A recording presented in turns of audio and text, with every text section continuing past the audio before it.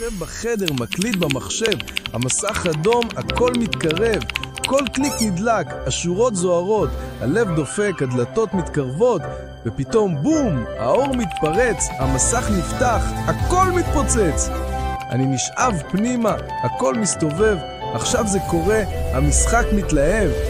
קוביות עולות, מדרגות נבנות, אני מחבר צורות חדשות, עולם של פיקסלים, צבעים מתחברים, בונה ויוצר, הכל מסתדר.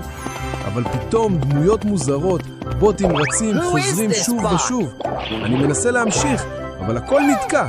המסך רועד. על המסך, הדמות שלי קמה.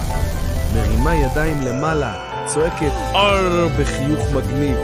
זה אני בפנים, בגרסת המשחק. וכאן אני חוזר למציאות חזרה. האם דמיינתי או שזה היה אמת? ובתוך כל הרעש, המסך מהבהב, פרצוף של אבא צץ, שוב ושוב חוזר. אני מבין שזה סימן אמיתי, הגיע הזמן לקום. בסלון מחכים 3 חברים עם חטיפים, צחוקים וכל כך שמחים. המשחק נגמר, ברור לי עכשיו שהחברות האמיתית זו הניצחון הטוב עכשיו.